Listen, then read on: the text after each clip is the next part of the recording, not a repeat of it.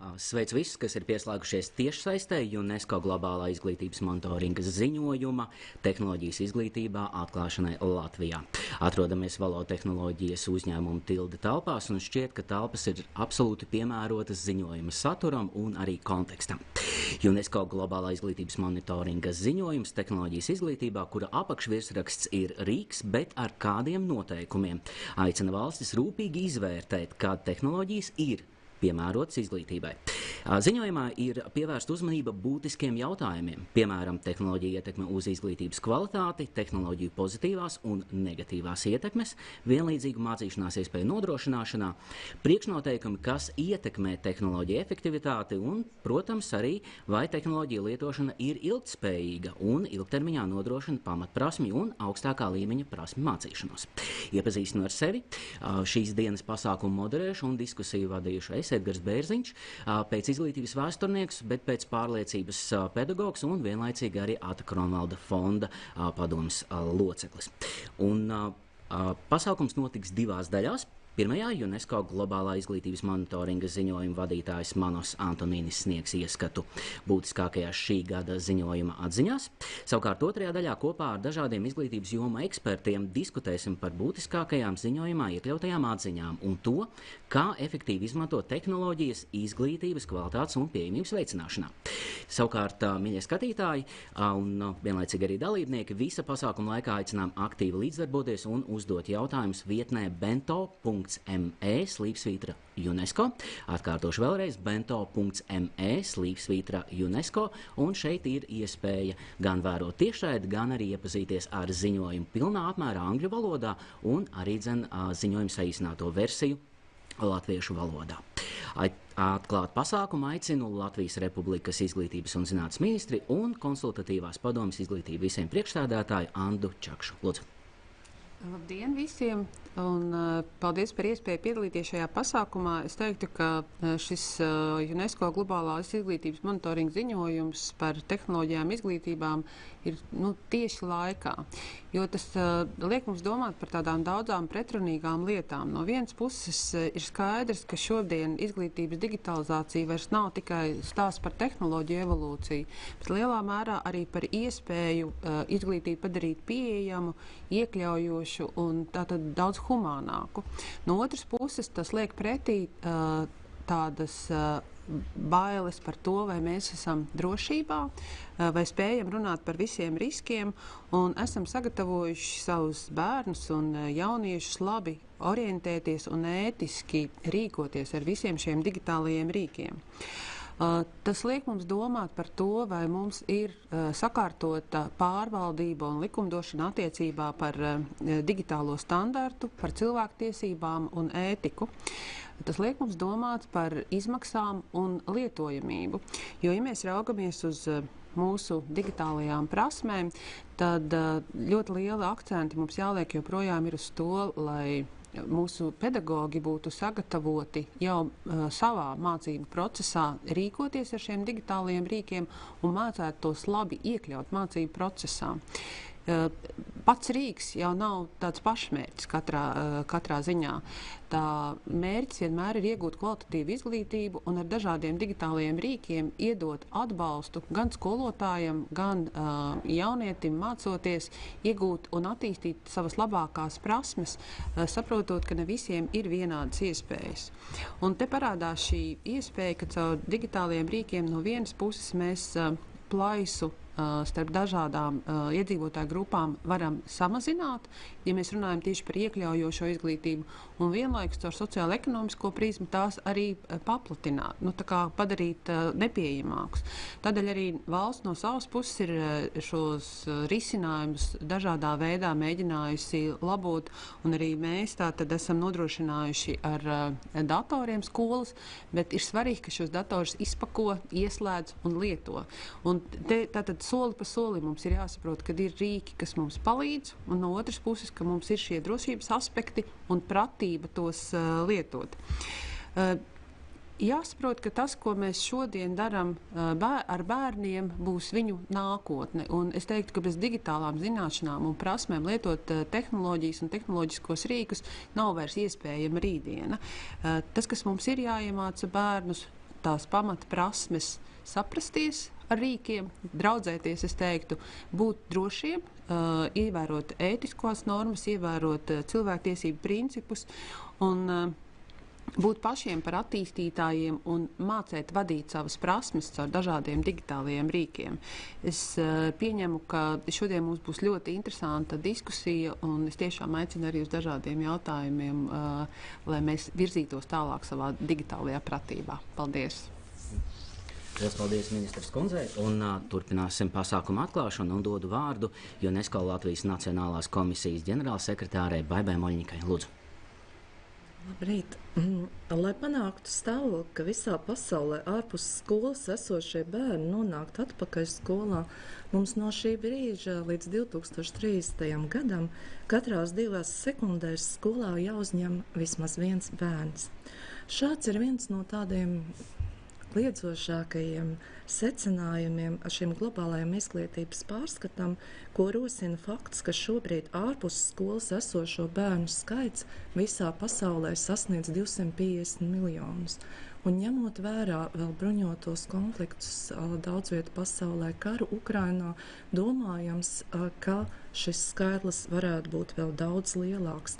Šāda atgādne ir tieši laikā, jo esot pusceļā līdz mērķim, ko 2030.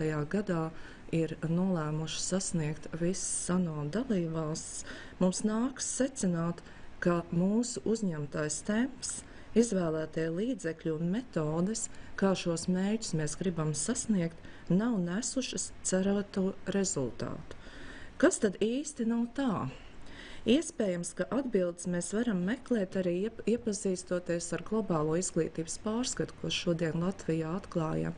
Tajā nav gatavas receptes, taču tas gan uzrāda progresu, kādu dalībvalstis ir sasniegušas, īstenojot ilgtspējīgās attīstības mērķi numur 4, kas runā par iekļaujošu, taisnīgu un ilgtspējīgu izglītību, gan arī izvērtē starptautiskās un nacionālās stratēģijas, sniedzot ieteikumus, kurus tālāk izmantot izglītības politikas veidošanai.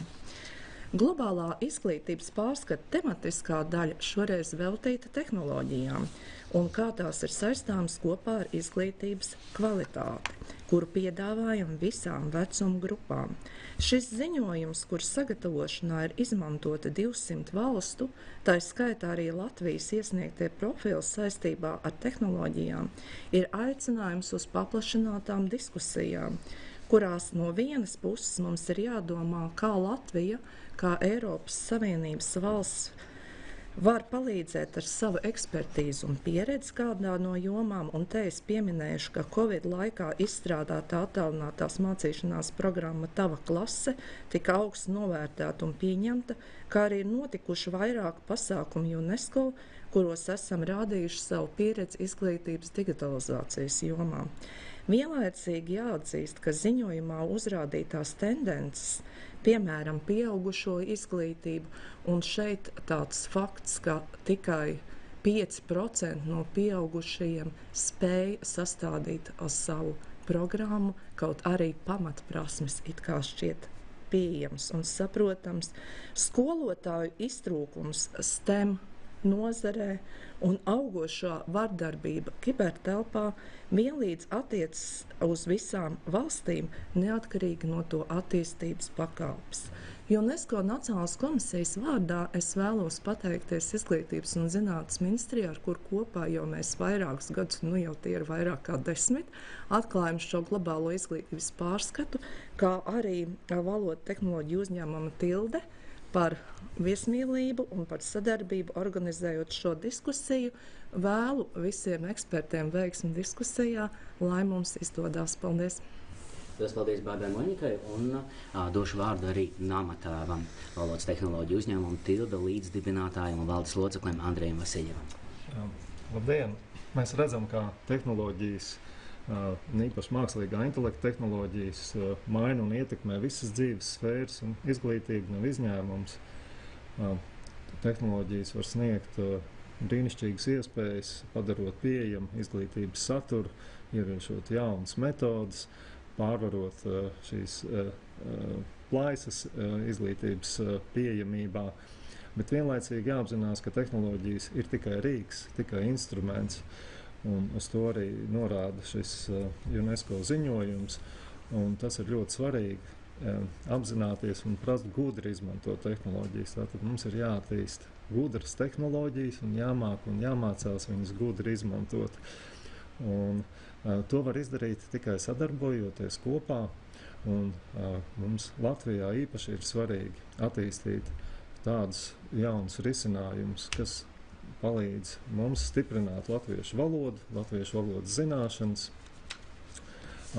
īpaši pārējot uz visu izglītības procesu tikai latviešu valodā, kas nodrošinātu visiem bērniem labas iespējas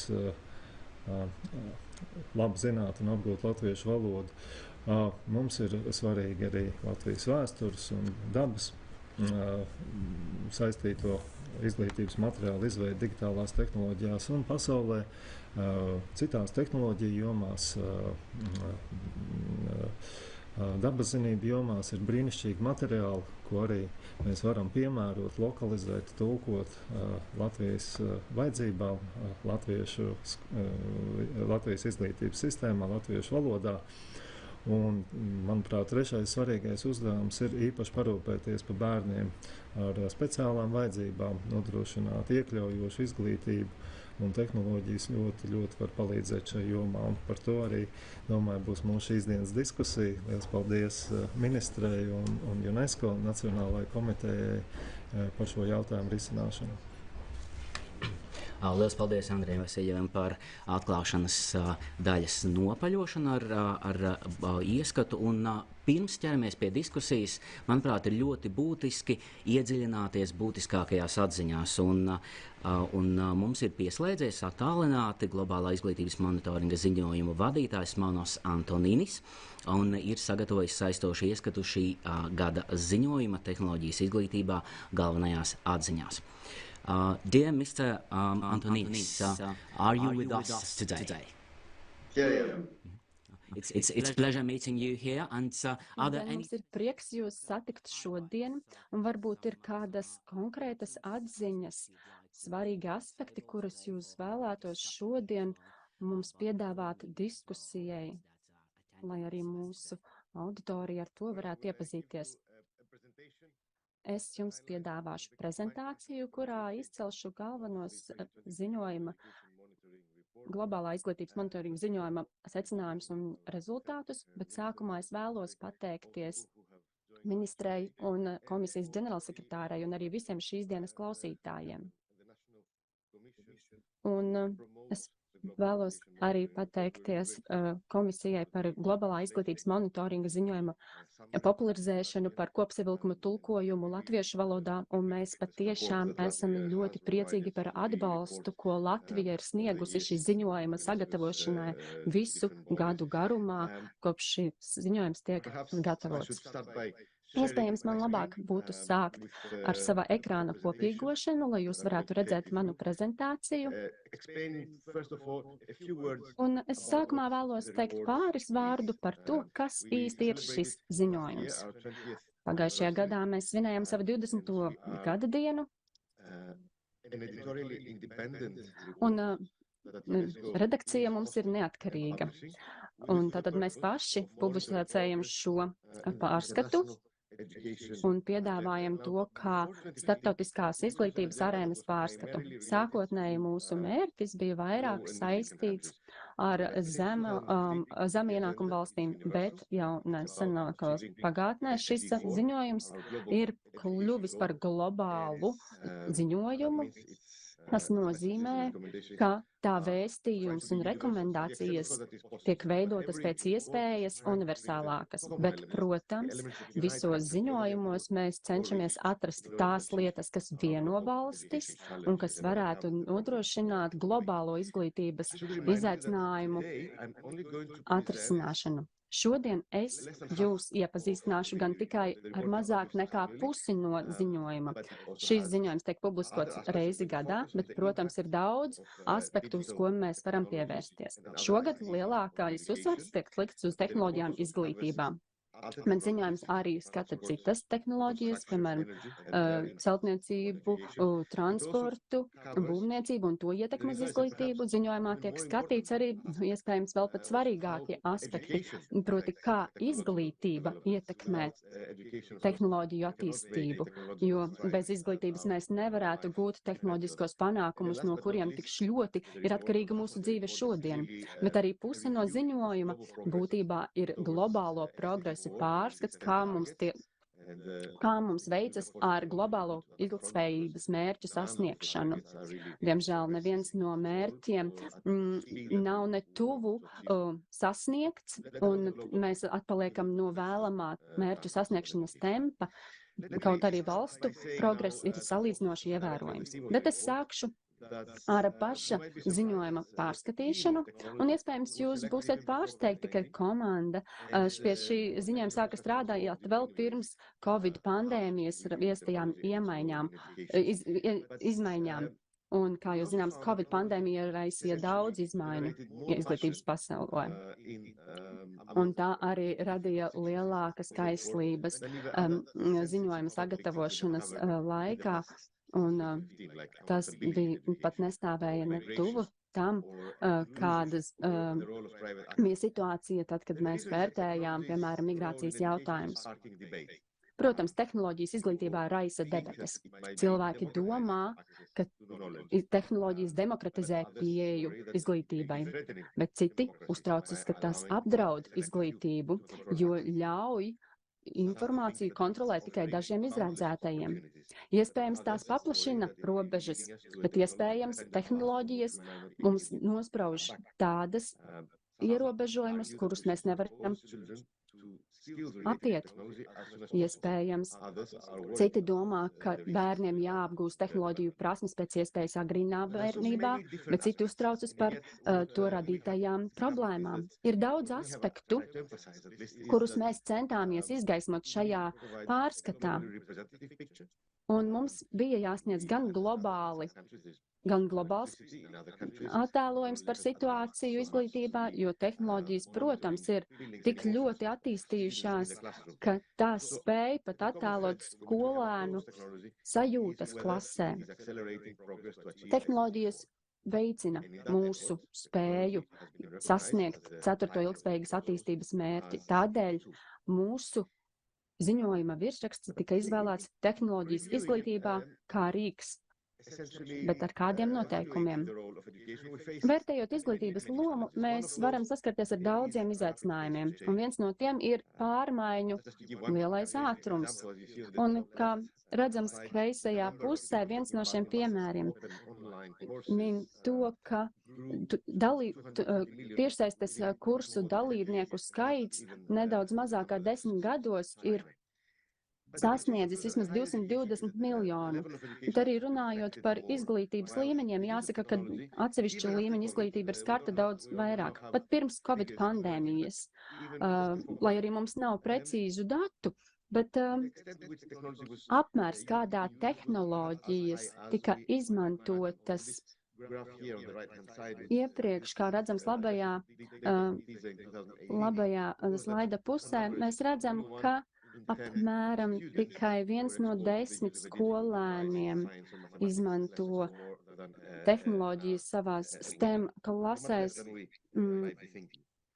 apmēram 10 stundas nedēļā. 4. ilgtspējīgas attīstības mērķis ir sarežģīts mērķis, bet pamat ideja tāda, ka ikvienam skolas absolventam vajadzētu gūt vismaz pamat digitālās prasmes absolvējot skolu. Un vērtējot, kā šis mērķis ir sasniegts, pat pirms šī ziņojuma mēs redzam, ka tas ir rīks. Tehnoloģijas ir rīks, kā sasniegt izglītības mērķus. Un jautājums, ko mēs uzdodam, ir, kādas ir izglītības problēmas, ko mēs ar tām varam atrisināt. Un ziņojumā mēs redzam 3 plašas problēmas - iekļaušanu, vienlīdzību, taisnīgumu un efektivitāti. Kā tehnoloģijas palīdz risināt šīs problēmas un ar kādiem nosacījumiem? Var likties dīvaini, bet patiesībā šie jautājumi nevienmēr tiek uzdoti tieši šādā secībā. jo ir vilinājums vaicāt, kā tehnoloģijas mēs varētu izmantot vēl plašāk, pat tad, ja tās nav radītas tieši izglītībai. Izglītību tehnoloģiju produkti mainās vidēji ik pēc 36 mēnešiem. Tas ir ļoti ātrs temps. Un nevienmēr mēs paspējam novērtēt šo tehnoloģiju radīto ietekmi, lai vērtētu programmu ietekmi un noderīgumu lietotājiem vajadzīgas dažādas metodoloģijas, dažādi konteksti. Un vairums no pierādījumiem, kas mums ir, nāk no pāris valstīm. Nevienmēr šie jautājumi ir plaši, tie ir visai šauri. Un tie vairāk vērsti tieši uz mācību rezultātiem. Un ne visu ietekmi mēs varam izmērīt vienkārši, jo tehnoloģijas ir visur. Tas ir heterogēnas, tās ir plašas. Tomēr par spīti pierādījumu trūkumam tehnoloģijas tiek izmantotas. Piemēram, apvienotajā karalistē tika secināts, ka 1 no katriem no 5 produktiem ir pārbaudīts akadēmiskos pētījumos. Patiesībā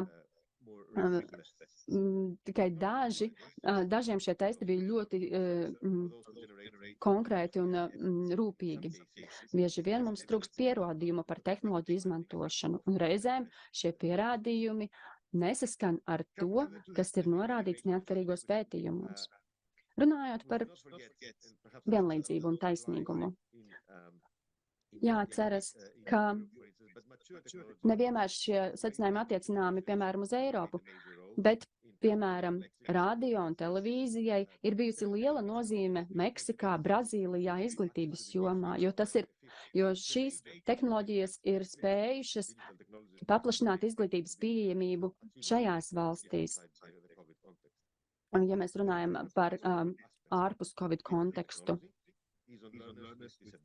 Un vislielāko ietekmi šīs tehnoloģijas sniedz tieši audzēkņiem ar speciālām un īpašām vajadzībām.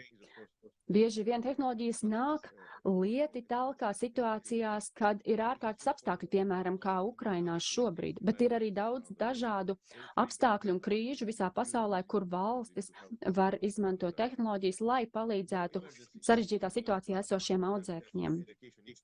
Runājot par ietekmi, kādu radīja, piemēram, Covid-19 pandēmija, mēs redzam, arī pandēmijas laikā tas tika pierādīts, ka šīs tehnoloģijas būtībā bija kā glābšanas riņķis daudziem audzēkņiem. Tomēr pasaulē šī aina ir dažāda. Apmēram 3 no 4 audzēkņiem patiesībā nav piekļuves nekādai attālināto mācību formai. Vēl viens šīs vienlīdzības aspekts ir pieeja saturam. Tehnoloģijas palīdz veidot saturu, pielāgot saturu, nodrošināt tā pieejamību un izplatīšanu. Tomēr tās arī būtiski samazina izmaksas, piemēram, mācību grāmatu radīšanā. Tomēr šis saturs nevienmēr tiek pietiekami regulēts. Bieži vien tas tiek sastādīts Eiropā vai Amerikā. Un, piemēram, lielākā daļa no Open Commons satura ir angļu valodā, kas nozīmē, ka tas nav pieejams daudziem visā pasaulē. Un ne visas valstis ir iesaistījušās Digital Sovereignty programmā, kas nozīmē līdzekļu lokalizēšanu savām vajadzībām. Izaicinājumus tehnoloģijas med arī, piemēram, augstākās izglītības jomām, jo tehnoloģijas šo jomu ļoti ietekmē. Mums nepieciešams nošķirt 2 bieži jauktus jēdzienus. Neviens nenoliedz, ka digitālā pratība mūsdienās ir daļa no pamatprasmēm, jebkur pasaulē principā. Bet bieži vien mācoties par tehnoloģijām, jāsaprot, ka mācīties par tehnoloģiju nenozīmē to pašu, ko mācīties ar tehnoloģiju. Jo ir tehnoloģijas, kas attīsta atsevišķa veida mācīšanos atsevišķos kontekstos. Mums ir jāspēj precizēt, kāda ir risināmā problēma. Mēs nedrīkstam vienkārši pieņemt, ka ar tehnoloģijām mēs varam atrisināt visas izglītības problēmas. Tehnoloģijām ir jāspēj atpazīt plašais mācīšanas un mācīšanās iespēju veids. Tām ir iespēja dažus resursus padarīt daudz saistošākus it īpaši ņemot vērā meklējumus pēc jaunā, kas bieži vien izglītībā ir vērojami. Arī mūsdienās, kad mēs varam vērot mākslīgā intelekta uzvaras gājienu izglītības jomā, apmācībā vai īpaši specializētajā augstākās izglītības apmācību jomā, kurā mēs varam arī izvairīties no tradicionālā procesu radītajiem riskiem. Pārmērīgai tehnoloģiju lietošanai, protams, ir arī negatīvas ietekmes, ko arī liecina nesen prezentētie PISA rezultāti. Un mēs zinām, ka tehnoloģijām ir arī negatīva ietekme, un daudzas valstis aizliedz viedtelefonu lietošanu skolā, klasēs vai izstrādā tam paredzētas politikas. Pasaule arī attālinās no 1:1 tehnoloģiju programmām. To valstu skaits, kas ievieš šādas programmas, nesen ir samazinājies pat par 50%. Tehnoloģijām nav jābūt modernām vai pārlieku modernām, lai tās būtu efektīvas. Piemēram, Ķīnā, kad mācību stundas tika ierakstītas un pēc tam atskaņotas televīzijā, 100 miljonu audzēkņu rezultāti būtiski uzlabojās un samazinājās atšķirības starp mācību rezultātiem lauku un pilsētu reģionos. Reizēm tehnoloģijas mums palīdz uzlabot efektivitāti. Piemēram, valstīs, kur ir vājāk rezultātu, attālinātās mācības varēja palīdzēt samazināt skolotāju apmācību izmaksas. Un tehnoloģijas sniedz arī daudz citu priekšrocības, un, manuprāt, tas tika teikts vakardien, kad mēs prezentējam OECD pārskatu, ka mēs ar tehnoloģijām varam uzlabot atsauksmu sniegšanu, bet tomēr paliek ierobežota spēja šos datus analizēt, jo dati nav savstarpēji integrējami, datu privātums tiek pārkāpts un algoritmu izmantošana bieži vien tiek uzskatīta par apšaubāmu praksi. Tehnoloģijas bieži vien tiek iegādātas bez skaidras priekšstata par to sniegtajiem ieguvumiem. Piemēram, Amerikas Savienotajās valstīs tikai 11% gadījumu skolu vadītāji un skolotāji lūdza uzrādīt pierādījumus par tehnoloģiju noderīgumu pirms to iegādes. Un apmēram 2/3 no izglītībai iegādātajām programmām Amerikas Savienotajā valstīs netiek izmantotas.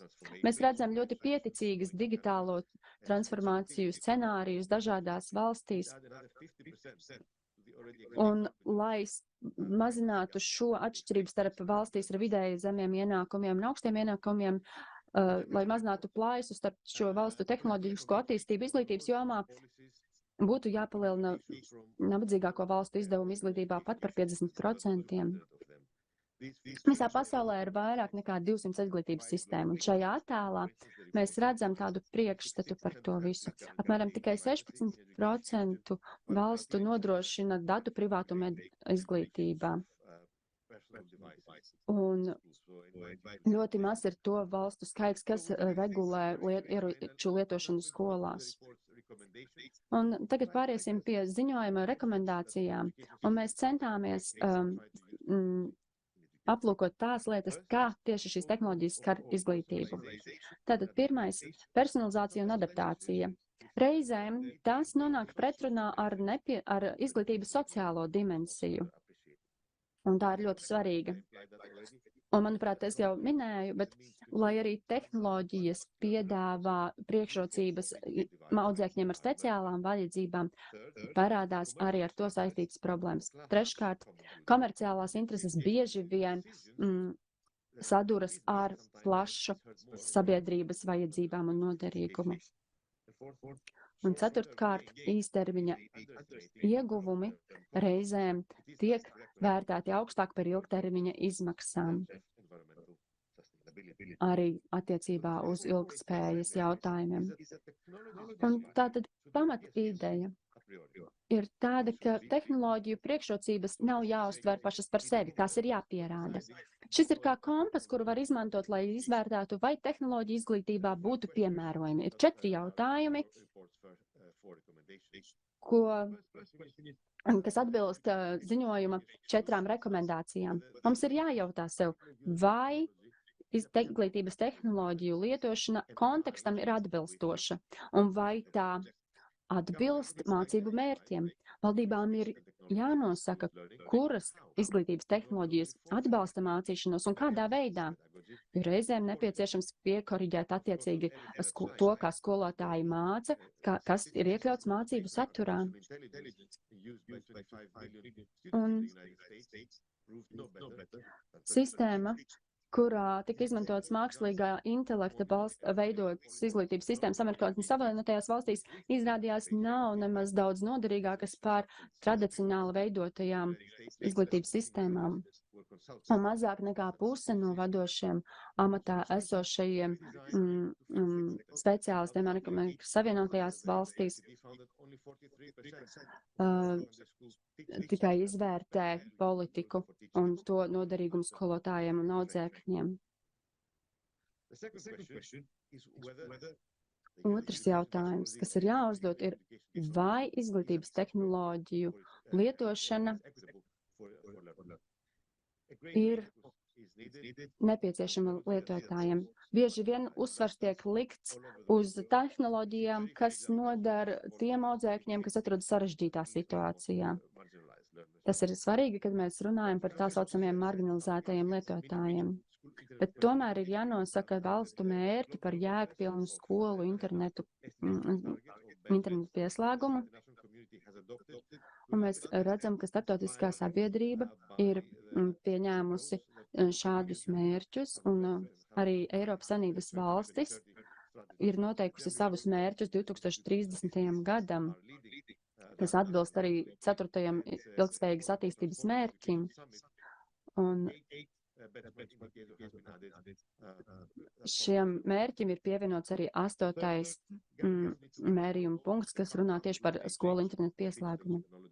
Un, protams, mums jārunā par digitālajiem tehnoloģijām izglītībā. Mums ir nepieciešams nacionāla vienprātība par mācību platformām. Trešais jautājums. Vai tehnoloģiju lietošana izglītībā ir mērogojama? Ikvienai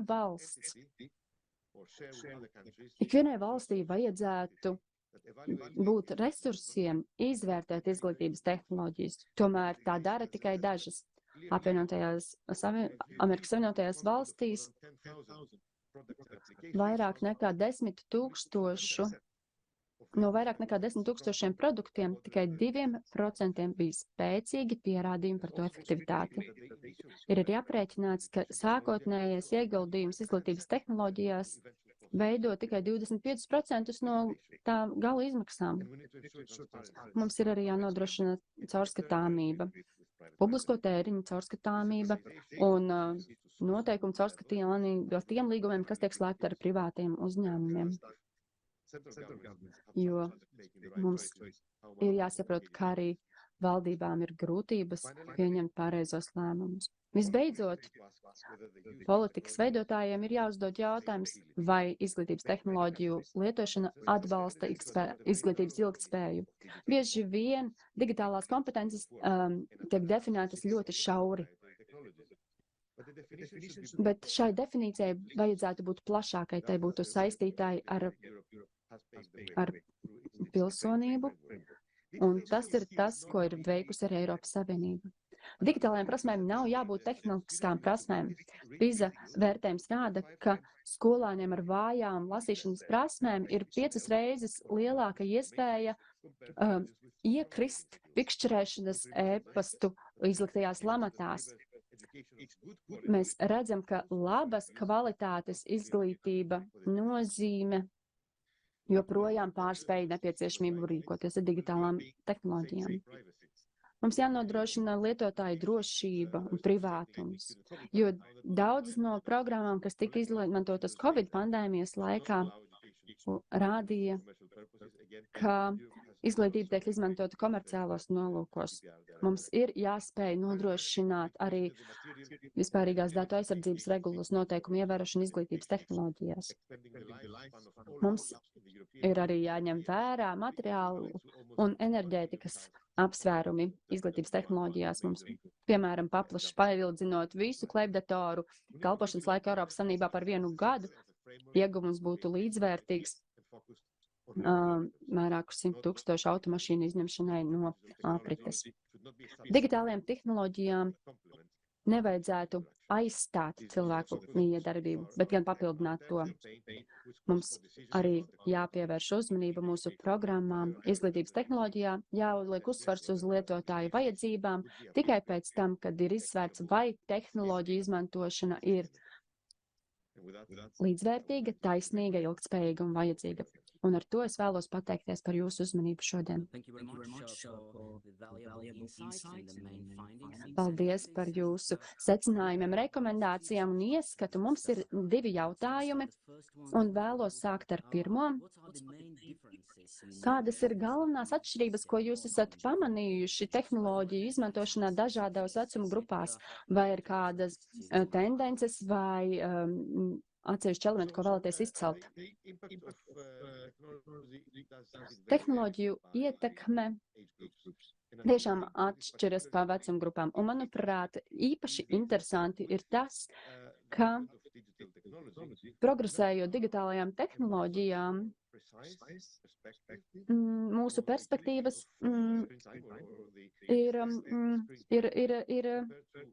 mums ir mazāk precīzas informācijas par ekrāna laiku, nekā tas bija iepriekš, kad cilvēki, piemēram, vairāk vērtēja televīzijas ekrāna laika ietekmu.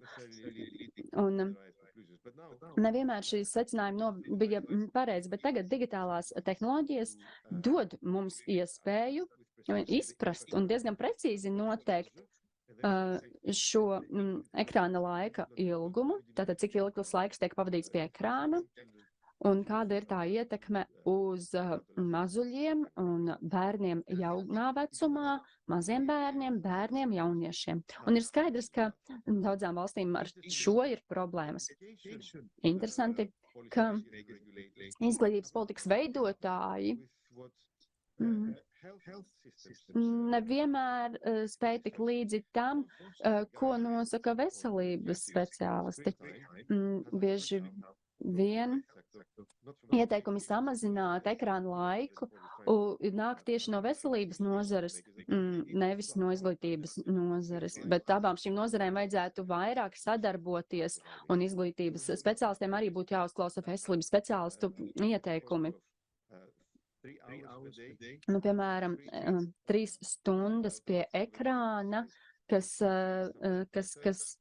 Covid dēļ iespējams reizēm pat pieauga pat par 1/3. Mēs redzam, ka dažas valstis cenšas kontrolēt to laiku vai noteikti ierobežojumus laikam, ko skolēni pavada ekrānos vai darbā ar telefonu, bet, arī PISA rezultātos pirms nedēļas mēs redzējām, ka aizvien pieaug ekrāna laika lietojums pēc pandēmijas, īpaši attiecībā uz tiem lietotājiem, kas šos ekrānu laiku izmanto nevis mācībām, bet izklaidē, piemēram. Un vēl viens jautājums no auditorijas. Ja ir tik maz pierādījumu, tad kādēļ mēs pievēršamies tik daudz IT un tehnoloģijām izglītībā? Tad varbūt kas ir tas, ko mēs varētu sasniegt izglītībā, ja mēs to neizmantotu? Jā, šis viens no pamata vēstījumiem, un ja es drīkstu piedāvāt šādu salīdzinājumu, tad globālais izglītības monitoringa ziņojums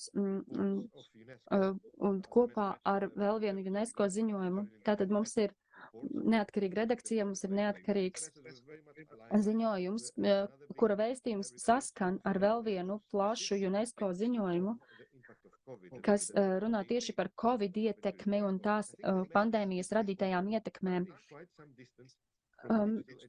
Mēs redzam, ka vakar arī OECD publiskoja savu pētījumu, un mēs varētu sākt domāt, kādēļ šie pierādījumi netiek aktīvāk izmantoti. Šie pierādījumi mums tiešām vēsta, ka plaša tehnoloģija izmantošana rada problēmas. Mēs nevaram tikai pievērsties uz mūsu novērtējumiem un tikai uz konkrētiem produktiem un konkrētu mācīšanās mērķi.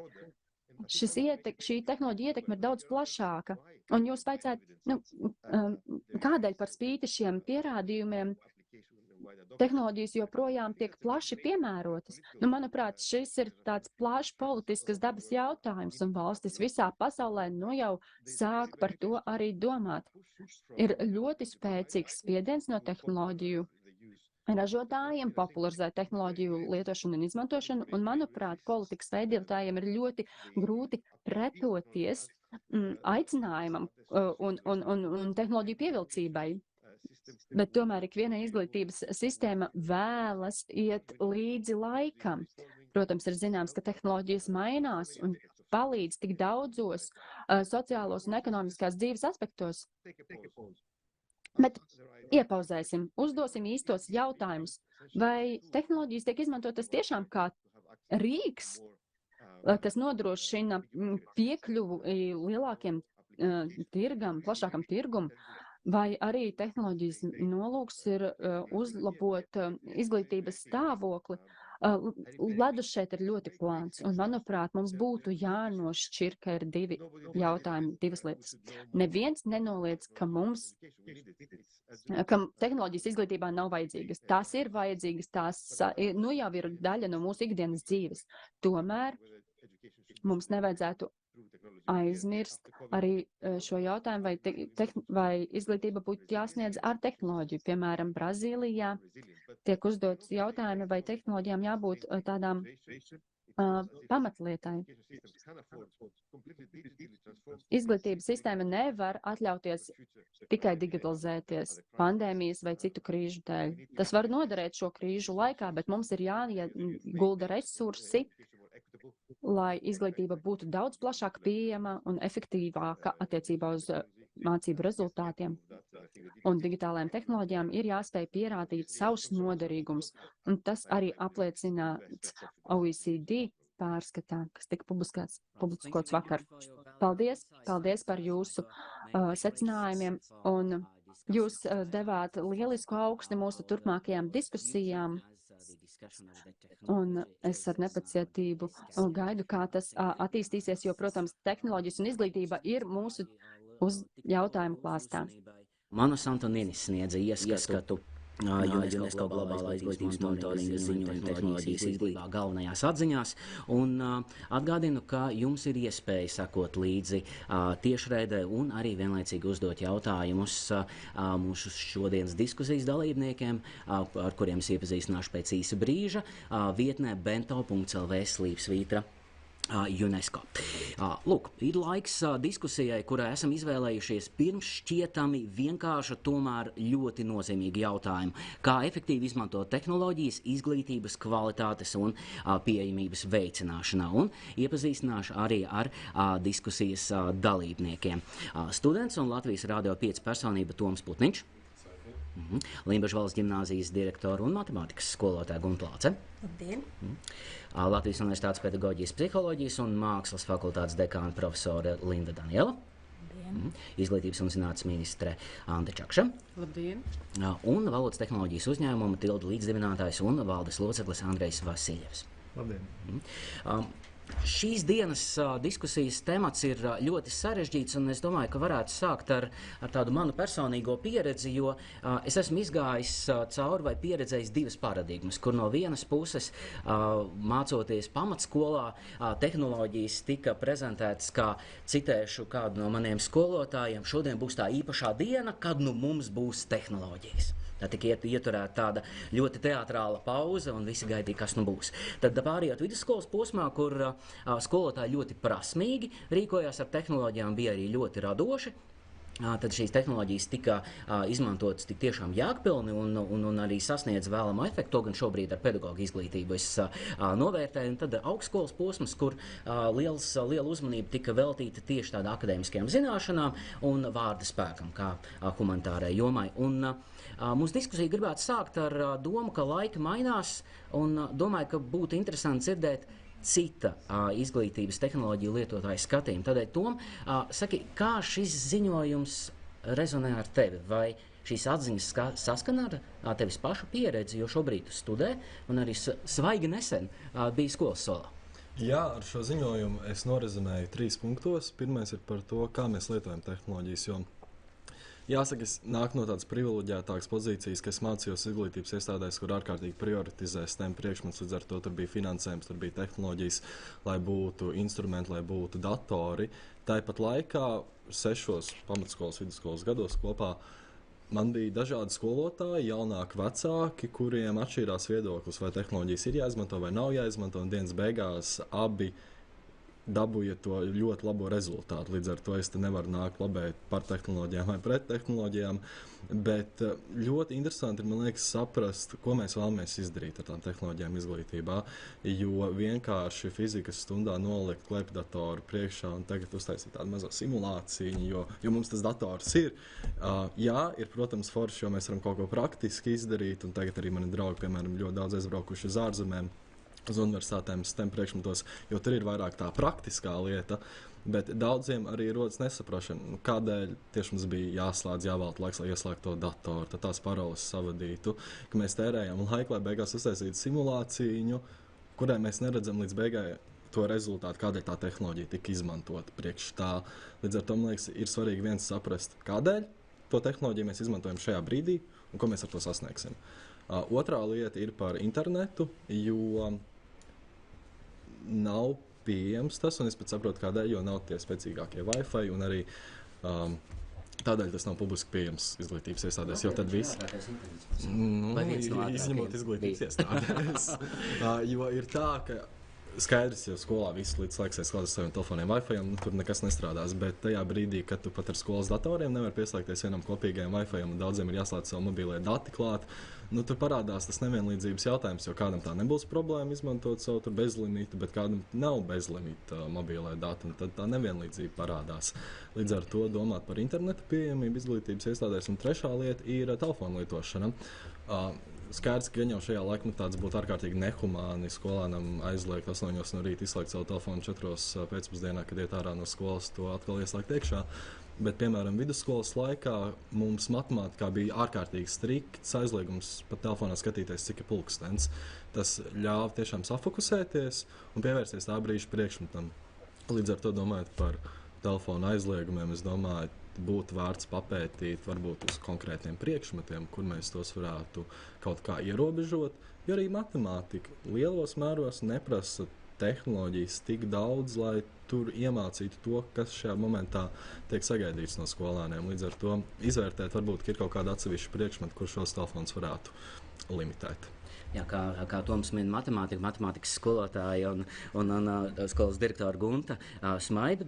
Šeit paturpinot domu, vai tehnoloģija pieejamība ir noteicošais faktors vienlīdzīgā prasmju attīstībā, kā Toms ieskicēja šīs dažādās pieredzes, arī mana personīgā pieredze, un tad vai tehnoloģija pieejamība ir noteicošais faktors vienlīdzīgā prasmju attīstībā visiem, vai tomēr ir arī zināmas segregācijas iezīmes?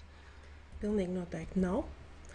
Tātad tehnoloģiju pieejamība šobrīd nav tā galvenā lieta, kas noteiks to, kādas ir iespējas attīstīt savas prasmes, bet šobrīd tieši tehnoloģiju kontekstā, manuprāt, tas, kas rada segregāciju, ir nevis tas, cik ir datoru skolā, bet pilnīgi citas lietas. Konkrēti. Šobrīd šeit skatītāji to neredz, bet es redzu vismaz 6 cilvēkus, kas nodrošina šo tiešsaisti šeit tuvumā. Viņi visi izskatās ļoti labi izglītoti, visnotaļ turīgi, un katrā ziņā viņi rūpējas, lai jūs mūs redzētu. lai viss notiktu ar tehnoloģijām skolā, parasti tur vidēji ir viena jauka poligrāfijas laikmeta lēdija, kurai ir jānodrošina tātad tas, lai viss ar tām tehnoloģijām notiktu ideāli, skaisti, un 30 skatītāji vai dalībnieki, nevis skatītāji ideālajā gadījumā, tur rosītos. Un pirmkārt, šo te segregāciju rada tas, ka mums ir ļoti, ļoti dažādas iespējas skolotājiem, arī dažāda vēlēšanās, dažāds laika resurss, lai viņi varētu darīt šīs lietas ideāli. Tālāk, tas, kāda ir šī vietējā un arī liela mēroga politika saistībā ar tehnoloģijām, jo manuprāt, ir ļoti liela atšķirība nevis tikai starp atsevišķām klasēm, starp atsevišķiem skolēniem, ir atšķirības starp skolām. Mūsu skolā vismaz ir finansēts viens cilvēks, kas atbild par visām tehnoloģijām 3 korpusos. Šim cilvēkam tiek maksāti, ja es tagad nekļūdos, 1150 eiro mēnesī pirms nodokļu nomaksas. Viņš neatbild par vienu tiešraidi, viņš atbild par visām tehnoloģijām, kas tātad ģimnāzijā ir pieejams. Es tur vairāk pat neko nekomentēšu, jo man liekas, ka tas būtu bezjēdzīgi. Tālāk šīs tehnoloģijas mēs iegādājamies, par tām tiek tērēta liela nauda, un tad izrādās, ka mūsu šogad iegādātie Chromebooki, kur paldies par viņiem, viņi tiešām ir noderīgi un forši, bet viņi neiet kopā ar iepriekš projektā iegādātajiem sensoriem fizikas kabinetos, kuru ir daudz, ķīmijas kabinetos, vēl kaut kur. To visu var savietot. Protams, var arī prasmīgi atrast naudu, lai tās lietas savietot. Bet šeit atkal ir jautājums, vai skolā vispār ir cilvēki, kas ir gatavi to izdarīt. Tad ir segregācija starp novadiem, jo mums ir Siguldas novads, kurā ir, kā izskatās no malas, lielisks tehnoloģiju centrs, kur ir cilvēki, kas spēj konsultēt, kas spēj saprast lietu gan no pedagoģijas, gan no tehnoloģiju puses. Un tad ir visas citas vietas, kurās šādu centru nav, ļoti daudzas skolas, kurās šobrīd skolotāji un direktori jūtas slikti, jo mums regulāri tiek teikts, ka tos dators vajag izmantot. Mēs jau saprotam, ka viņus vajag izmantot, bet ir daudz šo cilvēku, kas to vienkārši neprot izdarīt. Es tagad tā baigi iezīmēju tās nejaukās lietas, bet, diemžēl, man tā uz zemes esot, par viņām ir jārunā. Ja? Ko mēs izmantojam? Mēs izmantojam Skola 2030 materiālus Moodles vidē, tad mēs izmantojam jaunos šos te Chromebookus, kas strādā pamatā tad kā Googles lieta, ja? Un tāda mums vēl vairumā skolu pamatā kaut kādu dažādu apstākļu dēļ mēs esam jau pieradinājušies strādāt tad Microsoft Office vidē. Un tas nozīmē, ka tai poligrāfijas laikmeta lēdijai ir jāspēj darboties šajās 3 vidēs. Ja viņa to spēj, diezgan bieži rodas jautājums, vai viņa kāpēc tad viņa ir skolā? Tāpēc, ka viņa ir ārkārtīgi motivēta, acīm redzot. Tad par pilnīgi citu virzienu tajā segregācijā vēl. Es šobrīd neredzu, vai precīzāk es ļoti reti redzu bērnus, kuriem nebūtu pieejamas tehnoloģijas. Ir bērni, kam vecāki šobrīd tiesiskā regulējuma dēļ nepērk goškrāsas, bet bērnu, kam nebūtu nopirkts telefons, tik tiešām ir ļoti, ļoti maz. Tāpēc es neredzu šo te atšķirību tieši šajā pieejamībā. Bet, manuprāt, šeit ir cita lieta, kas ļoti nopietni saistās ar ģimenēm. Tas, vai vecāki ir pietiekami izglītoti, pietiekami domā līdzi, lai spētu sekot līdzi tam, ko bērns dara ar savu telefonu, ar sev pieejamajām tehnoloģijām visā dzīvē. Un mēs varam šeit runāt atkal par jauniem tiesiskiem regulējumiem, kas tur aizliegtu skolās telefonus vai vēl kaut ko darīt. Bet tad ir jautājums, un kas notiks pēc tam, ja jau šobrīd mēs redzam bērnus, kas no rīta ir neizgulējušies, jo viņi ir pa naktī skatījušies TikTok video. Un es tā varbūt nedaudz sāpīgi un gribu pabeigt ar kaut ko ļoti skaistu. Jo īstenībā arī rezultātos, kurus tikko aktualizēja OECD rezultātos, Latvijas skolotāji ir parādījuši, ka viņi ir lieliski. Kādā veidā viņi to ir parādījuši? Tātad mums kritums rezultātos Covid laikā ir ievērojami mazāks nekā daudzās citās valstīs, kas nozīmē tikai to, ka mūsu skolotāji ir šajā laikā bijuši lieliski. Lai ko mēs tajā brīdī nedomājām, bet tātad mēs neesam nolikuši to atbildību kaut kur, bet mēs esam arī smagajos apstākļos tomēr turējušies un esmu pārliecināta, ka darīsim to arī uz priekšu, ja mums būs pietiekams atbalsts. Jā, un šeit Gunta ieskicējāt ļoti daudz dažādus aspektus, bet šķiet, ka tas privātā pieejamība, tehnoloģijas privāti pieejams, tas ir absolūti skaidrs, jo jaunieši ir digitālās paudzes bērni, tie, kuri šobrīd ir izglītības sistēmā. Jautājums ir par politisko redzējumu un attīstību, domājot par vienlīdzīgu, teiksim, tehnoloģiju pieejamību, un arī skatos, ir viens no jautājumiem, ko uzdod kāds no skatītājiem. Ievadā ministra minēja, ka būtu nepieciešams digitālais standarts. Lūdzu, izskaidrojiet, kas ar to ir domāts un kāds, vai arī ir jau pašlaik Izglītības zinātnes ministrijas plāns tādā ieviešanā izglītībā Latvijā, jo man šķiet, ka tas varētu zināmā mērā gan sabalansēt tehnoloģiju pieejamību, par ko Gunta runāja no vienas puses, un otras puses arī raudzīties tādā nākotnes perspektīvā.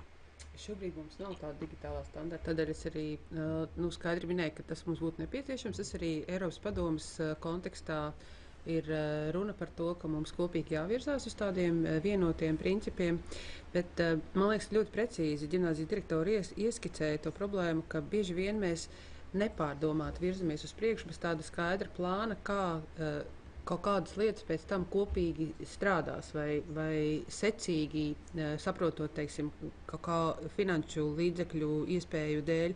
Iespējams, mēs nevaram izdarīt visu uzreiz, ka šīs lietas notiek secīgi. Līdzīgi mēs runājam par skolu 2030, teiksim, ieviešanu. Ja mēs to izdarām pirms sagatavojam pašu skolotājus un pēc tam ceram, ka kaut kas notiks pats par sevi, tad tā ir viltus ilūzija vai tā alūzija par to, ka skolotāji paši pēkšņi kļūst zinoši. Un man liekas, ka te ir viena ļoti svarīga lieta. Man ļoti patīk šis poligrāfijas laika lēdijs, bet ja mēs runājam par pedagoģu sagatavošanu, šobrīd jauno pedagoģu sagatavošanu, tur ļoti svarīgi, ka tās prasmes, kas ir nepieciešamas šodien skolā, tiek ieliktas jau šodien. Nevis mēs ceram, ka tad viņš pabeigs savu apmācību, aizies skolu un kaut kā, nezinu, no kurienes tā zināšanas vai prasmes viņam parādīsies. Plus šis atbalsts, ja mēs runājam jau par esošajiem skolotājiem, jautājums vienmēr ir definēt, kas ir mērķis. Man liekas, precīzi jau jaunietis saka, ja, kāds ir mērķis. Ja mērķis ir nesaprotams, ieslēgt datoru un pārbaudīt, ka mēs tur varam kaut ko pamodelēt, vai ļoti skaidri noteikts mērķis. Un tehnoloģija jau ir tikai atbalsts. Tā var būt un tā var nebūt. Ja tas uzlabo mums efektivitāti laika ziņā vai kvalitāti kaut kādu zināšanu iegūšanā, tad noteikti tā ir vajadzīga. Bet cik es saprotu, arī šobrīd mēs varam virzīties uz priekšu bez tā. Jautājums, vai mēs varam ierobežot ekrānu laikus, bet ja mēs nenodrošinām pretī citu interesantu nodarbi, vai tas būs risinājums? Tas ir tā kā par daudzām lietām. Mēs varam teikt, neaiztiec televizoru, bet neko vietā nepiedāvājot, nekas jau nemainīsies. Tādēļ, man liekas, tas nav tāds vienas šķautnes jautājums. Te ir tāda ļoti dažādi aspekti, kas mums visi ir jāņem vērā, gan tās mūsu prasmes, gan iespējas, gan kur tad mēs varam nākamajā solītī nonākt. Vienkārši saprotot, ka pasaule jau neapstāsies, tas tehnoloģijas attīstīsies, un mums esot kopā ar laiku vienkārši jāmāk tas labi izmantot. Un tā no politikas aspekta es teiktu, tāds standarts digitālais, lai tas būtu savietojams, lai tas būtu viens aiz otru secīgi, vienkārši ir nepieciešams tāpēc. Jā, šeit viennozīmīgi domājot par plānošanu, saistībā ar projektu Skola 2030 ieviešanu, šķiet, ka skolotāji ir atpakaļ vērsto plānošanu, kāds ir mērķis, kādi ir kritēriji un kādi ir soļi. Man šeit šodien dienā runā, un tad līdz ar to arī digitālajām tehnoloģijām galu galā digitālā prasme ir viena no caurvīju prasmēm, kur esam ļoti skaidri definējuši. Tātad šim mums ir jāpievērš uzmanība. Tajā pašā laikā vēlos piedāvāt vienu savu personīgo pieredzi. Mēnesi mācoties Lielbritānijā, man šāda, kā jau šodien dzirdējām, poligrāfijas laikmeta dāma pie baltas tāfeles ar melnu marķieri un mēnesi no vietas bez nereizi neieslēdzot projektoru, aizrāva mūsu uzmanību, tā kā latviski sakot, maz nemetās. Un tad jautājums ir tāds, protams, šis jau ir tāds otrais grāvis, kur absolūti atteikšanās no tehnoloģijām un tikai ar savu šarmu un zināšanām, kas ir lūk šeit, prātā operēšana. Jautājums šobrīd būtu pedagoģijas psiholoģijas fakultātes dekānei, vai tehnoloģijas vajag mācību procesā? Tā ļoti kontroversāli, bet tad paturpinot tālāk ar to īsto jautājumu, kas manā prātā ir, kur ir tā robeža, kur šķērsojot tehnoloģijas, tās vairs nav palīdzošas? Es sākšu ar to, ka es mīlu tehnoloģijas, un man patīk tehnoloģijas, man patīk digitalizācija, un es tur saredzu daudz iespēju, bet es joprojām uzskatu, ka tehnoloģijas neatrisina visu, un tehnoloģijas, ja mēs viņas ienesam izglītībā, nepasakot, ko mēs ar to darām. Kas ir tā digitālā pedagoģija, piemēram, vai tanī brīdī, kad fizikas stundā viņiem ir jātaisa simulācijas, man šķiet, viņš nesasniedz fizikas uzdevumu. Tas varētu būt, piemēram, citas nodarbības kaut kāds mērķis. Un mums arī ir bijuši fakultātē veikti pētījumi ar īstiem bērniem, kā notiek, ja mēs viņam uzdodam uzdevumu, pasakam, aizej digitālā vidē un izpildi šo uzdevumu, un ko viņi atnes. Mīļie, jūs nosirmosiet, ja jūs redzēsiet, ko viņi tur dabū ārā no šāda procesa. Un nākamā solī, ja mēs viņam liekam pretī digitālu mācību līdzekli. Tātad, kur ir atbilde, mums ir tur jāstrādā arī digitālā vidē. Protams, bizness nāk ar savām lietām, bizness nāk un saka, visu jums vajag, pērciet chromus, ne chromus, visu pēc kārtas. Un savukārt mums kā pedagogiem vajadzētu saprast, kam mums to vajag. Un mēs tā kā savā pusē šo tehnoloģiju izmantošanu dalām 4 mērķos. Viens ir nodrošināt piekļuvi izglītībai, un Covid laikā mēs to mācējām. Es teiktu, ka Latvija ir pelnījusi uzslavas, mēs mācējām. Protams, ne ik viens skolotājs bija perfekts un tā tālāk. Piekļuve bija, bet ja mēs mērķi piekļuvi izglītībai mēram pēc tam ar mācību uzlabojumiem, es teiktu, ka mēs liekam kopā nesaliekams lietas. Tātad otrs mērķis mums būtu tehnoloģija izmantošana mācību sasniegumu uzlabošanai, un tie var būt gan zināšanu pieaugums, gan iespējams mēs ātrāk, kvalitatīvāk, efektīvāk kaut ko izdaram. Tad mums zināšanu novērtēšana, ļoti daudzi digitāli mācību līdzekļi pie atgriezeniskās saites vērtēšanas paliek līmenī. Malacis, tev izdevās, ne tev nesanāca, pamēģini vēlreiz. Ko tas māca skolēnam? Īsti, neko. Tā kā malacis vai nemalacis, un tad ceturtais mums ir tas mērķis, ko mēs dalām, tā zināšanu uzkrāšana, kur arī digitalizācija var palīdzēt. Mēs varam piekļūt kaut kādiem vēsturiskiem faktiem, mēs varam aiziet uz virtuālo muzeju, mēs varam iespējams arī simulācijas, iespējams arī matemātika, mēs visu, ko tur varam darīt, bet tas viss mums ir jāliek kopā, un tā ir tā, digitālā pedagoģija. Es gan atļāvos kaut kad viņu nosaukt par smart pedagoģiju, bet, labi, liksim latviski digitālā pedagoģija. Un tur mēs patiešām varam likt pa iekšā, un tai vienā pētījumā, kas tika veikts, tad, kad mēs viņus iesūtam digitālā vidē, mums ir datori, mums ir chromi, mēs ejam un meklējam tās zināšanas, tad mēs tā kā arī sagrupējām. Viens bija tas, multitaskings, kā tagad būtu latviski smuki pateikt, daudz uzdevumu vienlaicīgi, labi, bet mēs sapratāmies. Tad otrs ir fragmentārisms, ka mēs kaut ko zinām, bet īstenībā to lauku nezinām. Un trešais bija brikolāža, kad mēs saraustam un saliekam kopā to, kas kopā neiet. Un tie ir riski, patiesībā tie ir milzīgi riski, ja mēs negatavojam skolotāju, ko viņš dara. Tad labāk, lai viņa stāv pie tās baltās tāfeles ar to melno flomasteru. Līdz ar to mūsu mērķis ir prasmīgs pedagogs, ja domājam par, gan par vispārīgo izglītību, gan arī par augstāko izglītību. Prasmīgs pedagogs, kura fokusējas uz digitālo tehnoloģiju lietošanu nevis kā pašmērķi, tātad mēs darīsim kaut ko lietojot tehnoloģijas tādēļ, ka vajag, bet izmantojot digitālās tehnoloģijas kā daļu no procesa, kas palīdz sasniegt mērķus. Mēs dzirdējam ļoti daudzas un dažādas izglītības vajadzības. Kāda ir uzņēmēja atbilde šo? Vai ir sadarbības tilti un cik man ir zināms, tad tildi ir viens no progresīvākajiem latviešu valodas risinājumu piedāvātājiem, bet vajadzības jau ir ne tikai valodas ziņā, bet domājot par sadarbību ar izglītības sfēru kopumā. Jā, protams, un mēs šodien jau dzirdējām gan pārskatā, gan šajā diskusijā, kādas problēmas rodās, ja nav šīs sadarbības. Ja tehnoloģiju uzņēmumi vienkārši virza un bīda savus produktus, attīstot savus biznesa intereses, un skolotāji ir apjukuši un nemāk viņus izmantot. Un tāpēc šī sadarbība ir ārkārtīgi svarīga. Un mēs arī rūpējoties par risinājumiem izglītības sektoram, attīstam portālu Letonika LV ar šiem risinājumiem.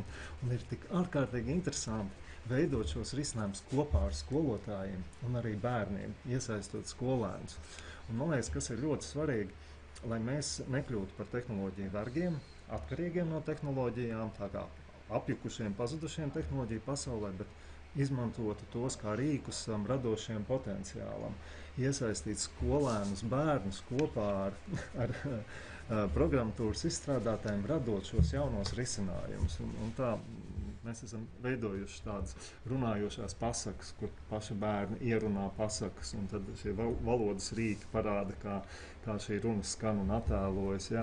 Mēs veidojam virtuālos asistentus, ja, kur var runāt ar šo mākslīgo intelektu, un par kādiem jautājumiem tie ir tie jautājumi, kas interesē bērnus. Un tas ir skolotāja iesaiste, pedagoga iesaiste, kā veidot šīs atbildes un veidot to dialogu, lai tas ir izzinoši un palīdzoši un risina problēmas un jautājumus. Tātad tā atbilde ir sadarbībā.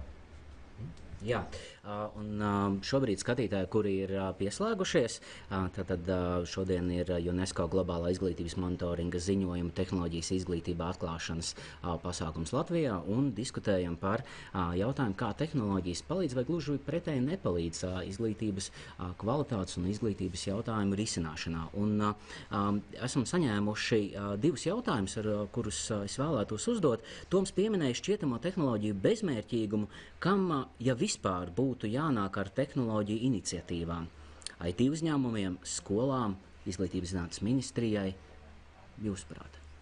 Nav konkrēti adresēts, bet varbūt Toms var sākt. Un tad, es domāju, atbildīgās personas, kas uzstājas izglītības standartu, pēc kurām izglītības iestādēm ir jāmācās, un tad attiecīgi pēc tam savas zināšanas jāprāda centralizētajos eksāmenos vai valsts pārbaudes darbos, kā tos tagad sauc.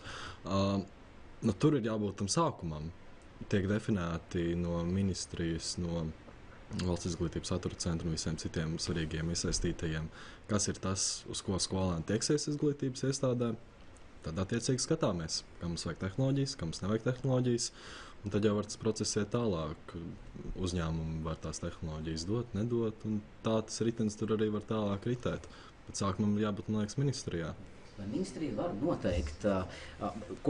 var noteikt skaidru zināšanu un prasmu kompetenci loku, kas izglītojumiem ir jāsaņem, bet vai ministrija var spērt tādu lielu soli uzņēmējdarbības laukā, definējot, šis ir labi un šis nav labi? Es teiktu, ka tā iniciatīvai ir jānāk no skolotājiem. Redzot, es mācību procesā ieraugu, ka man būtu labi, ja te būtu kaut kāds rīks, un man ir tikai ideja, kāds tas rīks apmēram varētu būt, un tad šī sadarbība ar tehnoloģiju cilvēkiem, kas tas varētu būt par rīku, kā tas varētu palīdzēt, un iespējams pēc tam mērogojot un to tad dodot arī tālāk citiem skolotājiem.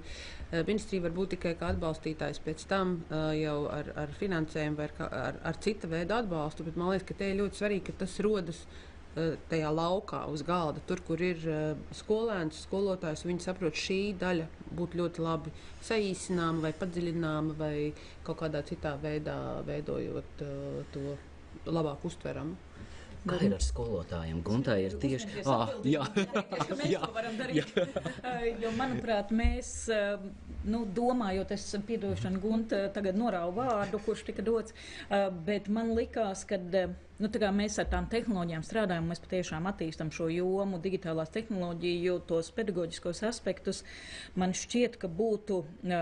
Droši vien arī kaut kādā veidā mēs šobrīd darbojamies mēs paši, tas, kas mums ir diezgan daudz tehnoloģijas fakultātē, bet man šķiet, ka būtu arī forša tāda kustība, ja mēs varētu sadarboties piemēram, ja kāds uzņēmums taisa kaut ko viņš domā, ka izglītībai, ka mēs viņu pirms tam, tā kā testējam, ja tā drīkst teikt. Sadarbības piedāvājums?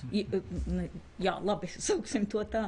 Bet man šķiet, ka tas būtu baigi tāds vērtīgs iegūms, un tad mēs skolām atkal teiktu, skolas paskatieties, vai tas tiešām tā strādā, vai mēs te esam nenormāli sadomājušies, un tas skolotājs tur jūtas apjucis, nobijies, pārslogots, jo īstenībā ir nenormāla pārslogošana apgūt visas jaunās tehnoloģijas, tikko to esi apgūjis, viņas jau vispār ir jaunas atkal, un tā mēs tā skrienam. Gunta? Es varbūt pirms mēs dodam skolotāju, reālajai skolotāju vārdu, es mazliet tā kā tomēr, pat negribu teikt oponēšu, bet tomēr man liekas, ka mums ļoti bieži ir tā, ka mēs izstrādājam kaut kādu materiālu, un skolotājs tajā nav piedalījies, un tad viņam tiek iedots un teikt, tagad izdomā, kā tu ar to varētu strādāt. Un man liekas, ka ir jāgriež tā bilde otrādi, ka tas sākums, ja tā iniciatīva nenāk no pašiem skolotājiem, pēc tam ir ļoti grūti to iekļaut tajā darbā. Un tas stāsts, ka skolotājs skolotājiem nodot tās savas zināšanas, ir pilnīgi cits.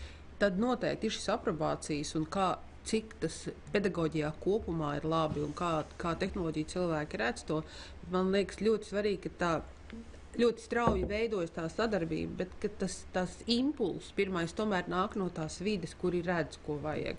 Un te bieži vien varbūt, ja mēs runājam par tādām inovāciju tapšanu, universitāte noteikti ir tā vieta, ka skolotājs nāk un saka, es šo esmu ieraudzījis, ka tas pietrūktu, sameklēt man pretī tehnoloģisku uzņēmumu, kurš mums palīdz. Un tā ir tā vieta, kur satikties, absolūti noteikti. Bet man negribētos, ka tas iet pretējā virzienā. Mēs pēc tam ejam pie skolotājiem un sakam, tā šo mēs izdomājām, tagad Gunta lūdzu lietojiet. Gunta, kā tad ir tajā reālajā dzīvē ar tiem īstajiem skolēniem?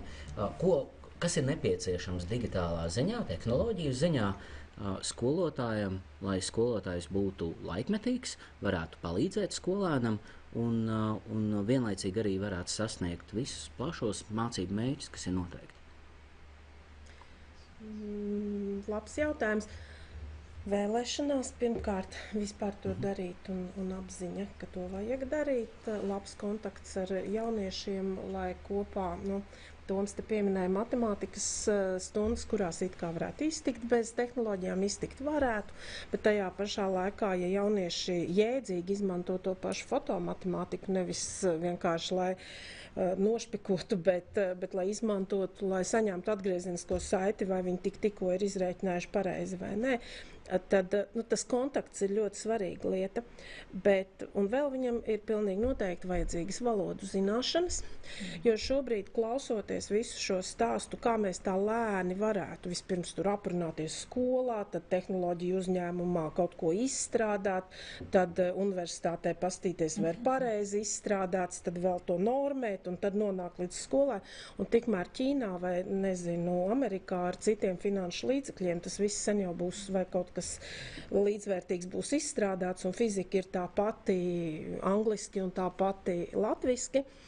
Un, manuprāt, mums kaut kā ir tā, jāieplūst šajā visā, lai mēs vienkārši efektīvi spētu lietot to, kas pasaulē notiek. Jo, ja mēs ar maziņu naudiņu cenšamies uztaisīt risinājumus, mēs nevaram uztaisīt, vienkārši nevaram uztaisīt reāli individualizētu risinājumu, kurš būs piemērots dažādiem skolēniem. Mums ļoti bieži šīs lietas, arī šobrīd Latvijā jau ir šie projekti, kur tai pašai matemātikai tiek izstrādāts risinājums ar mākslīgā intelekta palīdzību, bet ir diezgan skaidrs, ka viņu reāli padarīt tādu, ka viņš būs nevis standartizēts, bet tātad piemērojams individuālam skolēnam, tas būs ļoti, ļoti grūti. Un tam ir jābūt ļoti veiksmes stāstam, lai mums izdotos kaut kādu tiešām inovatīvu izdarīt. Šeit latviešu valoda, protams, ir īpašā statusā, un, Latvijas vēsture ir īpašā statusā, bet matemātika un fizika jau ir tā pati šeit un citur. Es varu pavisam īsi par tām absolūti noteikti. Mums nav jāizdomā jauna matemātika, bet tas, kas man liekas ir ļoti svarīgi, ka pirms mēs kādu rīku adaptējam, tas ir paskatīts. Un tas nenozīmē, ka tam jānotiek 3 gadus. Mēs te sēžam, tur nākam reiz mēnesī un skatāmies, ir vai nav. Bet mums ir piemēri ar adaptētiem rīkiem, kurus pēc tam neviens nelieto. Un kas ir maksājis pietiekamu naudas summu, un viņus pēc tam neviens nelieto. Vai nu viņš ir pārāk sarežģīts, vai pārāk vienkārši, vai kāda cita vaina. Un te ir tas stāsts par to miedarbību ātri uzreiz sākumā, pirms tas ir noticis. Jo, protams, es arī uzskatu, ka ir daudzas lietas, kur mēs varam ielikt citos pasaules vilcienos, vienkārši to labi izmantot sev. Bet, un būs tās formas, ko mēs noteikti nevarēsim. Latviešu valodu neviens cits mūsu vietā neuzturēs. Šeit gan jāatzīst viens teikums no manas puses, un tad došu vārdu. Man šķiet, ka valoda šobrīd nav šķērslis. Ir ļoti daudzas un dažādas aplikācijas un platformas, kas piedāvā tulkot un arī veidot vai arī pārveidot pieejamo saturu, bet, protams, latviešu valodas stiprināšanas nolūkos tas viennozīmīgi ir ļoti svarīgi un arī piedāvāt pašu vietējos radītos produktus latviešu valodā. Un tad šeit uzņēmēja atbilde. Vai ir tā interese, jo tirgus latviešu valodā mums ir Latvijā cilvēki, teiksim, ārzemēs, diaspora? Tas tirgus ir ļoti maz, bet mums tādēļ arī Latvijā ir svarīgi saprast, kur mēs ieguldam to fokusu un investīcijas. Un es pilnīgi piekrītu, ka mums tagad ir jālīdzsvaro. Līdz tam ļoti daudz fokusa bija uz dzelžiem. Datori, internets, viss tas, ja, un nepietiekoši bija uz apmācību, uz cilvēkiem, kas ar šo sistēmu māk strādāt, un uz saturu, uz šiem mācību materiāliem. Mācību materiālos, neviens cits mācību materiāls par latviešu valodu vai vēsturi vai literatūru neveidos. Tie ir jāveido mums pašiem šeit Latvijā. Bet STEM priekšmetos ir brīnišķīgi līdzekļi, ļoti daudz, un tur ir jāmāk gudri atlasīt, kas ir tie, kas ir derīgi un piemēroti Latvijai. Un tad arī ar tehnoloģiju palīdzību viņi jāadaptē, jālokalizē un jādod iespēju šos materiālus izmantot latviešu valodā. Mums vienmēr ir svarīgi, lai viss mācību process varētu notikt latviski. Jā, bērniem ir būtisks angļu valodas zināšanas, bet pirmkārt ir jābūt ļoti labām dzimtās valodas zināšanām visās jomās. Un vēl es gribētu uzsvērt, par ko arī šis ziņojums, šis cilvēciskais faktors, kad tas bērns un tas skolotājs, tam ir jābūt centrā. Un man personīgs piemērs bija par Covid laiku. Tas ir fantastiski, cik ātri un strauji šajā krīzes situācijā tomēr mūsu skolotāji, tā ir darba varonība, piemēroties apstākļiem. Un mans spilgtākais piemērs ir mana meita, kura skolotāja viņu visvairāk iedvesmoja. Un uz kurām stundām viņa gultā no pidžamas nestrādāja, bet tiešām bija gatava, piecēlās agri no rīta, un tā bija fiskultūra.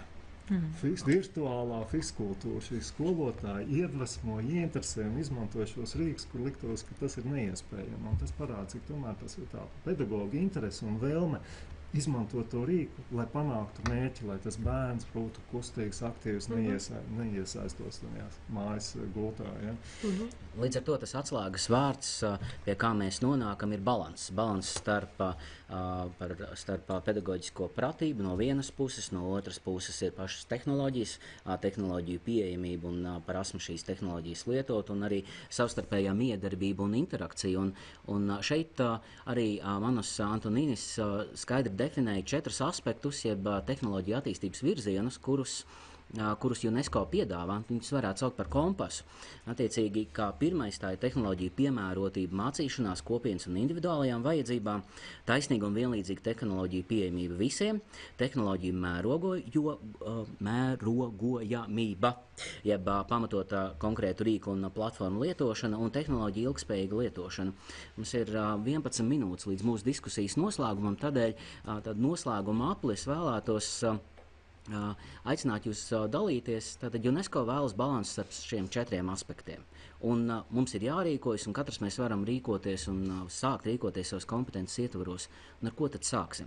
Tomēr varētu dot vārdu ministres kundzei, tieši domājot par šo kompasu attīstības virzienu. Ar ko mēs varētu sākt? Jūs zināt, es skatos to kompasu, un man vienalga liekas, ka tas kompass ir skolotājs. Jo bez skolotāja mēs tur varam sazīmēt ļoti daudz un dažādus virzienus, bet ja mums nav šis skolotājs, kurš ir pats sagatavots, izglītots ar interesi par to, ka var izmantot arī tehnoloģijas un var neizmantot tehnoloģijas un gudri izmantot tehnoloģijas un iemācīt jaunietim, bērnam, kā viņas būs gudri izmantot un kā tas viņam palīdzēs, kādu ietekmi atstās, ja viņš to zinās vai nezinās, attiecībā gan uz ilgtspēju, gan uz pilsonisko izglītību. Ļoti daudzām lietām, man liekas, ka tas pārējais paliek vienalga otrā plānā, jo mēs runājam par šo cilvēcisko faktoru, un man liekas, ka skolotājs sevī sakopo visas šīs lietas kopā. Un tādēļ man vairāk, tad, kad es domāju par tehnoloģiju izmantošanu, visu laiku ir prātā, kā mēs iedosim spējas saviem skolotājiem saprast šos virzienus un mācīt gudri, gan ar, gan bez tehnoloģijām. Jo politiskais līmenis vai ministrijas līmenis vienmēr būs tikai atbalsts, finansiālais atbalsts, cita veida, varbūt tur vadlīniju atbalsts, bet tas darbs jau notiek skolā un tieši uz vietas ar bērniem. Paldies par ceļakarti. Domāju, varam turpināt tālāk ar uzņēmējiem. Jā, es tomēr izmantošu šo iespēju un mēs no tehnoloģijām nevaram aizbēgt. Viņas ir, un tā ir bērnu ikdiena, un tā ir tā pasaule, un tas ir tas laikmets, kurā viņi dzīvo. Un tas ir, man liekas, ka skolotāji, visas sabiedrības uzdevums ir radīt šo humāno kodolu, vērtības un prasmes, būt gudram tehnoloģiju izmantotājiem, nevis viņu vargam, nevis būt atkarīgam no TikToka no rīta līdz vakaram un pa nakti. Un tas ir ļoti būtiski. Un tagad ir īstenībā viens zilonis trauku veikalā ienācis. Ja, tas ir ChatGPT. Ir pagājis tikai gads, kopš ChatGPT bija pieejams. Visā pasaulē simtiem miljonu cilvēku viņu jau lieto. Pārskats arī par to min. Un tas ļoti daudz visu maina. Jo nedara vairs vecās sistēmas, kā novērtēt zināšanas. Bērni ļoti prasmīgi izmanto eseju, mājas darbu radīšanai, un to vairs tik viegli nevar detektēt. Un atkal, ko darīt?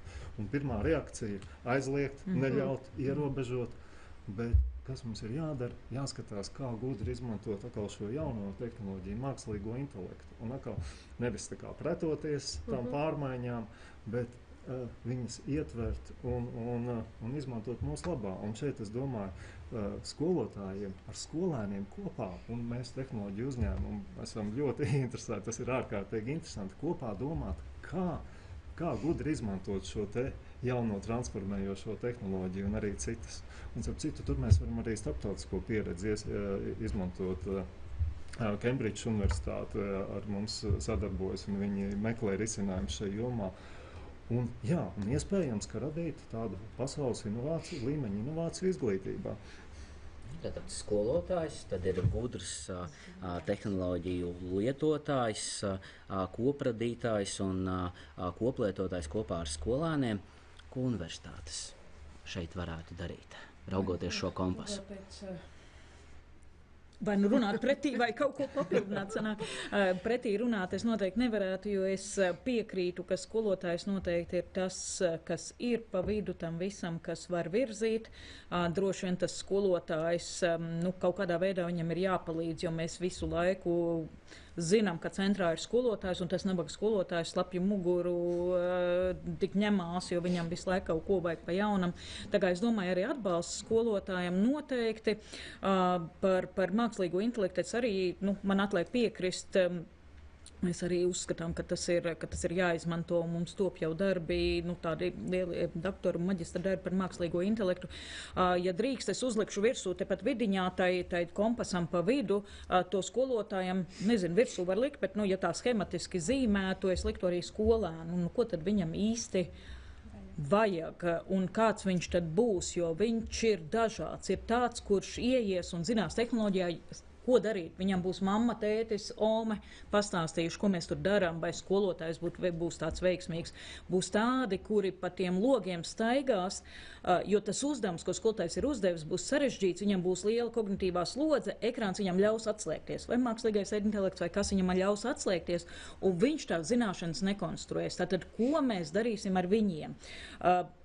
Viņš tur ir tieši turpat aiz tā ekrāna. Tātad, kā mēs to panāksim? Tad būs tādi, kuriem ir nenugluži redzamas speciālās vajadzības, kas izskanēja prezentācijā, bet arī mācīšanās traucējumi, iespējams krāsas viņš uztver savādāk nekā citi bērni, iespējams viņam ir redzes traucējumi, ir dažas bērniem domātās programmēšanas valodas, kuras ir ar tādiem maziem knibucīšiem, kuras īsti pat nesaprotu, kā to darīt, jo es jau vairs neredzu tik maziņas. Var sakot, tādas sīkas iekļaujošas izglītības lietas, kas mums ir jādomā arī veidojot mācību materiālus. Un ir izveidoti jau tādi indeksi, kur mēs varam paskatīties, kā to darīt. Tā kā, kopumā es viņu liktu nevis tā kā plakanisku, bet es viņu veidotu tādu telpisku, to visu, to kompasu, kur viņš veidojās pat zvaigzne ar stariem. Es nezinu, tā ir zvaigzne, izskatās pēc Covid tā vīrusa, kam ir visādi snuķi uz visiem galiem. Jā, un visdrīzākais jau arī pielāgojot un arī piemērojot konkrētā reģiona vajadzībām un konkrētās mācīšanās kopienas vajadzībām un arī pašiem skolēniem. Par to man bieži nāk, es nezinu, vai tas Fords tā ir teicis, bet to citē, to Fordu, ka ja viņš būtu prasījis klientiem, kādu viņi grib labāk transporta līdzekli, tad šie būtu teikuši, kādi tie zirgi viņiem ātrāk vajadzīgi, ka viņš vienkārši nolēma, ka tās mašīnas ir vajadzīgas. Un tad es citreiz domāju, bet ja mēs tiem reģioniem prasīsim, ko viņiem labāk vajag, varbūt mums tomēr jāliek no abiem galiem, ka mēs nākam un sakam, ka tā ir inovācija, ko vajag. Es nezinu, vai tā drīkst darīt īstenībā. Es domāju, ka noteikti var darīt. Arī vēsture rāda, ka pārmaiņas var notikt, būt ierosināts no abām pusēm, gan no sabiedrības, attiecīgi masas, gan arī no spiķes, un arī otrādāk, un arī var notikt miedarbībā. Kā ir skolās? Ko skolas var darīt? Mums ir tādi 4 skaisti atslēgu vārdi - piemērotība visu vajadzībām, pieejamība visiem, mērogājumība un ilgtspēja. Skolas, manuprāt, šobrīd var pāri mākslīgajam intelektam tomēr atstāt veselo saprātu. Un visā šajā plašajā klāstā katru to lietu vienkārši izvērtēt ar normālu, cilvēcīgu, veselo saprātu.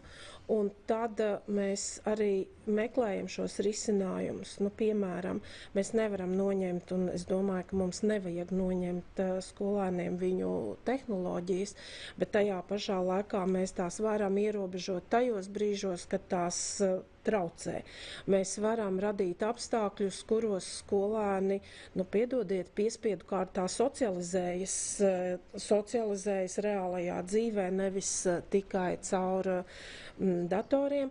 Mēs varam atbalstīt skolotāju un ļoti skaļi un skaidri pateikt sabiedrībai, ka skolotājs var būt labs ne tikai komplektā ar tehnoloģiju, skolotājs var būt labs un pat izcils arī bez tehnoloģijas, un viņš ir jāciena un jāatbalsta tāds, kāds viņš ir. Un, protams, mēs skolā domājam par saviem kopīgajiem, tuvākajiem mācību mērķiem, un tad domājam par to, kā šos mācību mērķus īstenot, izmantojot visnotaļ jau plašās tehnoloģiju iespējas, kas mums šobrīd vismaz Limbažu skolās ir. Paldies. Un tad visbeidzot, tādā mācīšanās procesā, jo saprotu, ka Toms šobrīd studē, un tad no studentu un vienlaicīgi balss radio skatu punktu šeit. 4 būtiski aspekti. Varbūt var no abas divas perspektīvas iezīmēt. Es tad šim kompasam, tajā draudzīgajā pulciņā, kas jau tur ir izveidojies, pievienot vēl pārējos cilvēkus, kas strādā skolās, jo tagad cik mēneši pagājuši? 4, kad es studēju, joprojām reflektēju daudz par to, kā ir universitātē, kā ir ģimnāzijās un kas ir kopīgs, kas atšķirīgs, bet vienīgā šobrīd konkrētā lieta, ko es esmu pamanījis un uz ko zinu, varbūt nedaudz utopiski tas būs, bet man liekas skolām, par ko jau arī tika runāts par darbiniekiem, kuri nav gana daudz, lai nodrošinātu pieejamību, ja skolēns netiek līdz tai skolai. Jo tagad ir šī skaistā privilēģija universitātē, ka visi materiāli jau ir pieejami internetā, lekciju materiāli. Ja jauki sarunā, tad arī tiks ieslēgts Zooms tām visām lekcijām. Un, ja es esmu slims savās mājās, vai es esmu kādā komandējumā, vai es esmu devies nelielā atpūtā, man ir iespēja pieslēgties attālināti un nezaudēt šo pieredzi, ko citi iegūst, joprojām esot klātienē. Un ģimnāzijas laikā tā bija milzīga problēma. 12. un 11. klase, ka tā jau ir milzīga slodze, tad tu domā par eksāmeniem, tu domā par visiem projektdarbiem. Un tad sākas ziemas periods, viss sāk šņaukāties, klapot un pasarg Dievs tagad izlaidīšu vienu skolas dienu, lai nedaudz izvesaļotos, jo tad es pazaudēju 8 mācības stundas, pasarg Dievs, ir bijis kāds kontroldarbs, tātad tas ir jāiet uz konsultācijām, tātad tas tiks krauts virsū nākamajās nedēļās. Labāk tad vienkārši pārvarbūt kaut kādām ētiskajām normām un aiziet uz to skolu un tur šņaukājoties, stēdētajās un rakstīt tos kontroldarbus.